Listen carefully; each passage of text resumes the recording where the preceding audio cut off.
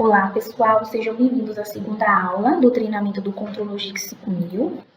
Na aula de hoje nós vamos fazer a correção do exercício A, que foi passado no vídeo anterior. Vamos ver também modos de operação do CLP, vamos ver também tasks, programas e rotinas, instruções de bits e vamos ter um exercício B também. Então, o exercício proposto na aula anterior foi o exercício A, e baseado nesse diagrama elétrico, vocês deveriam criar uma lógica que funcionasse da mesma forma. Temos aqui uma chave, um botão, que ao ser pressionado vai permitir a chegada de tensão a esse contador. Esse contador vai fechar este contato e ligar essa primeira luz. Ao mesmo tempo, quando ele vai fechar este contato, vai abrir este, e essa luz que antes estava sendo energizada, estava sendo acionada, vai desligar. E nós temos também um TM para simular um botão de emergência, que ele é normalmente fechado. Ao você pressionar aqui, ele vai interromper o funcionamento e vai fechar este contato e vai acionar esta lâmpada. Bom, então aqui na máquina virtual, nós criamos uma rotina com o nome de exercício A. Aqui na primeira linha, nós temos o CH5, que é o botão de liga, que está ligando o contator.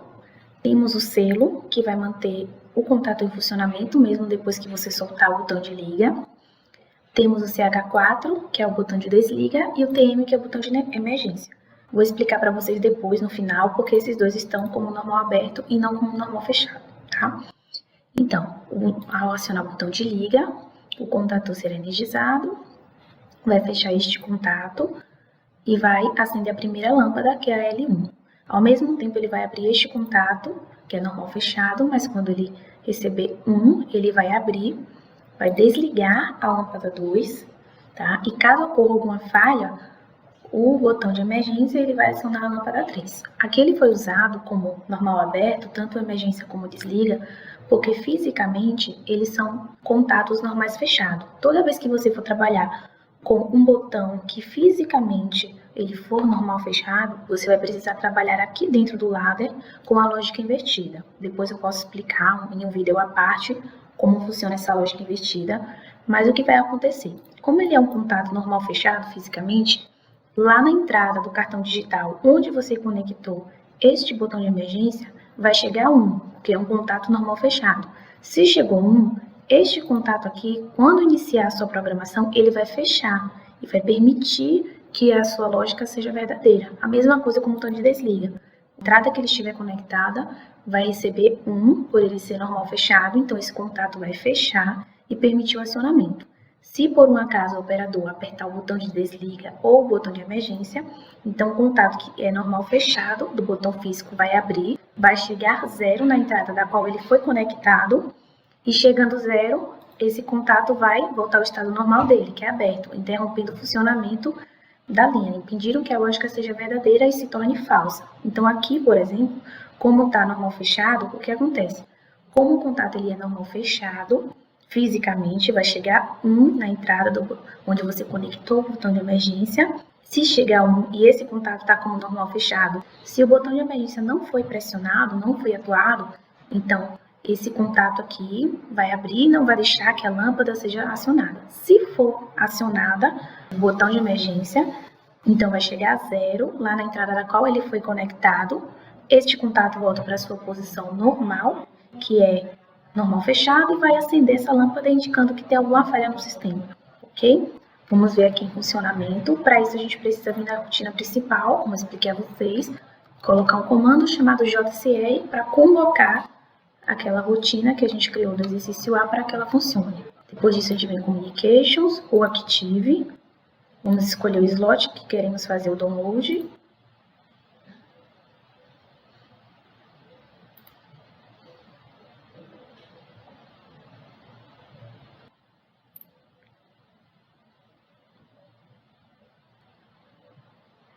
Pronto, tá no modo Run, para que ele possa funcionar. A linha ficou verde, então já está habilitado para funcionar. Primeira coisa que nós vamos fazer aqui, como nós não temos o botão físico, nós vamos simular que o botão de desliga e de emergência não foram acionados. Então, podemos dar um Ctrl T ou um Toggle Bit, dá mesmo, para que eles estejam na sua posição normal. Então, vamos dar Ctrl T no botão de liga, contador vai ligar, apagou a lâmpada 2 e acendeu a lâmpada 1.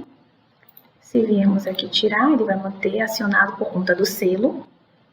O botão de emergência não foi acionado, então a lâmpada 3 não está acendendo por conta deste contato, ele ser normal fechado, que nesse momento está aberto. Se a gente acionar o botão de emergência, para o contator, ele desliga, acende a lâmpada 2 para informar que está desligado e a lâmpada 3 para indicar que houve uma falha no sistema.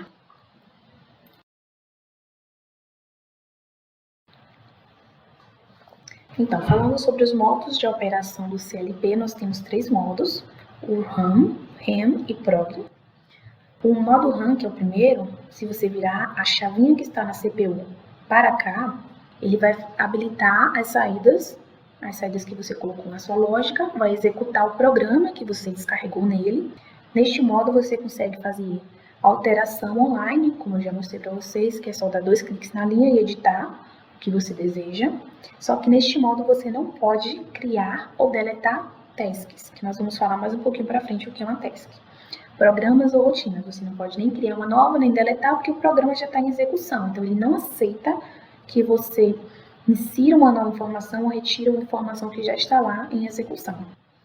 Ele também permite, neste modo, que você faça o upload do projeto. Lembrando que download é quando você descarrega do seu PC, do seu computador para o CLP, e upload é quando você pega a programação dentro do CLP e joga no seu computador, tá? E se a chave estiver virada para este módulo, o RAM, você não consegue mudar lá no Studio 5000 o modo dele de operação. Você não consegue mudar nem para RAM nem para PROG se ele tiver fisicamente a chave virada para cá. No modo PROG, as saídas ficam desabilitadas, ou seja, o programa ele não está sendo executado, eles ficam em estado de programação mesmo. Neste modo, você consegue fazer criação, modificação, deletar as tasks, programas e rotinas.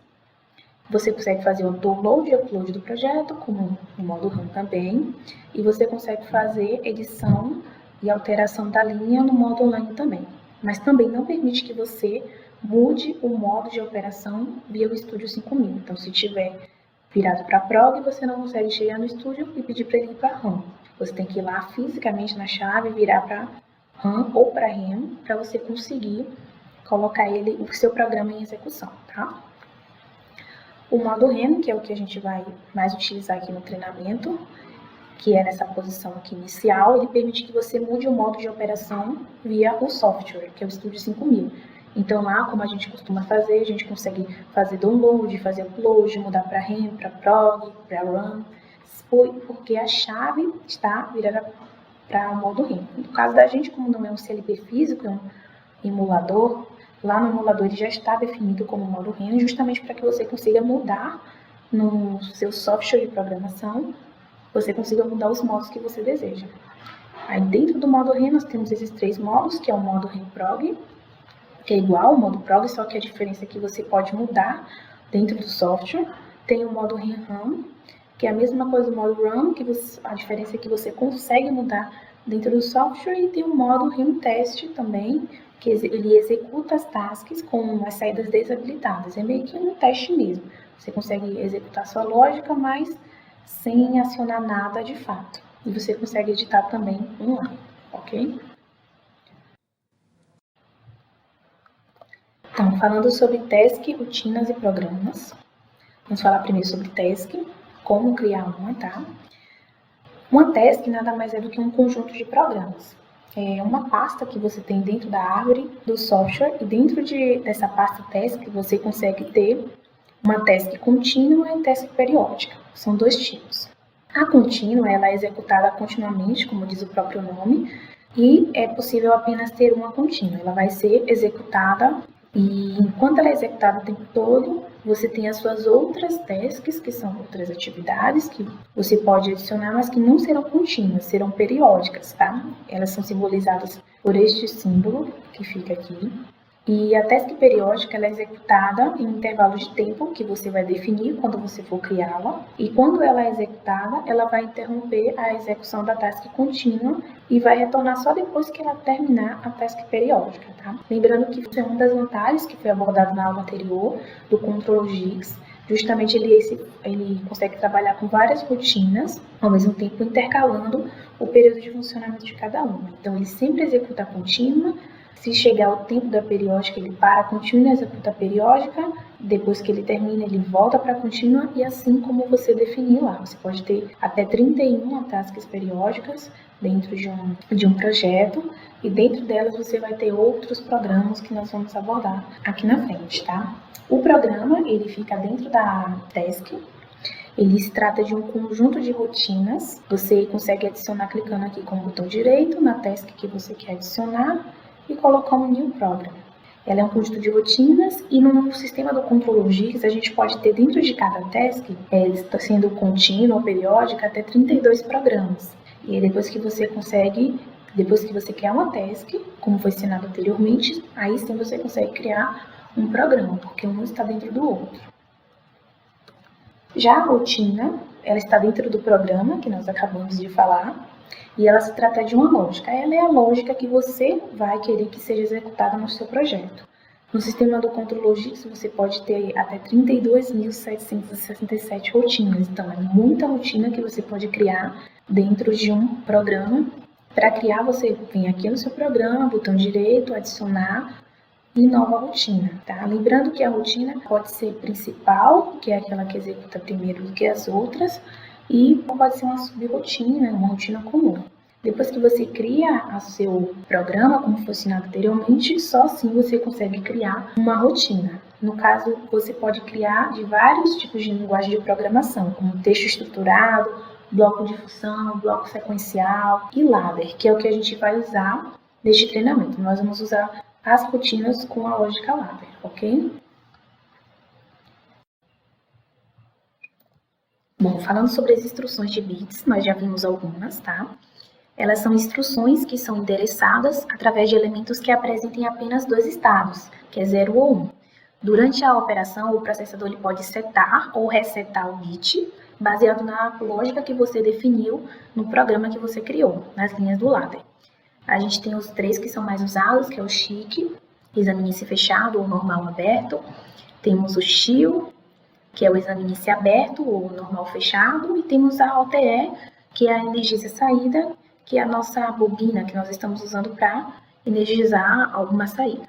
O SHIC, ele sempre vai ler se um bit está ligado. Ele vai ler se aquela entrada da qual você endereçou ele é verdade. Se ele estiver em 1, esse contato vai fechar.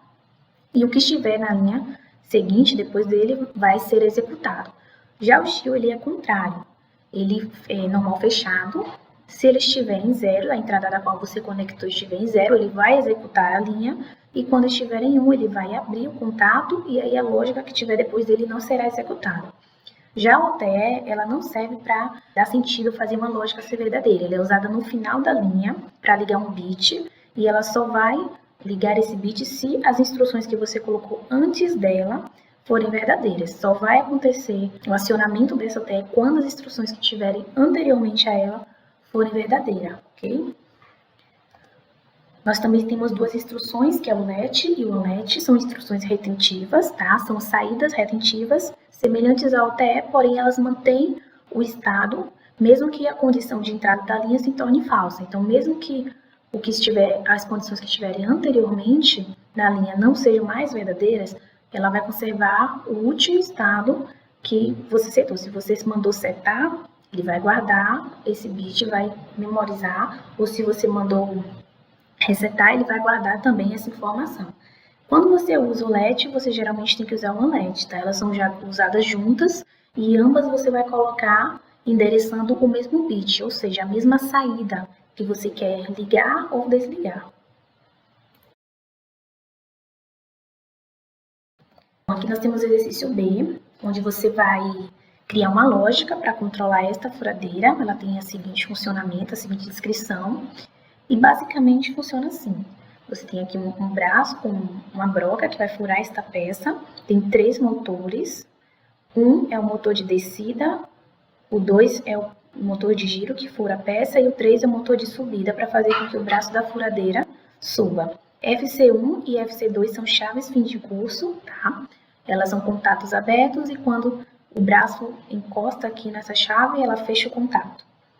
Então, você vai criar uma lógica para que, se o primeiro sensor, que é a primeira chave fim de curso, estiver acionada, você vai mandar, e o botão de liga for pressionado, é claro, você vai mandar o M1 ligar para que o braço da furadeira desça, e o M2 ligar também para poder fazer o furo da peça. Quando chegar no FC2, que é a segunda chave fim de curso, o M1 precisa desligar, afinal já chegou na posição final, M2 tem que permanecer ligado, e você vai mandar ligar o M3 para que o braço comece a subir, ainda com o M2 ligado. Quando o braço subir, que tocar no FC1 novamente, que fechar este contato, aí você vai mandar desligar o M3 e desligar o M2. Lembrando que caso tenha ficado alguma dúvida, você pode entrar em contato com a gente em um de nossos canais, o WhatsApp, o e-mail, deixar um comentário no vídeo do YouTube que nós responderemos a sua dúvida. Agradeço a atenção de todos nesta aula e até a próxima.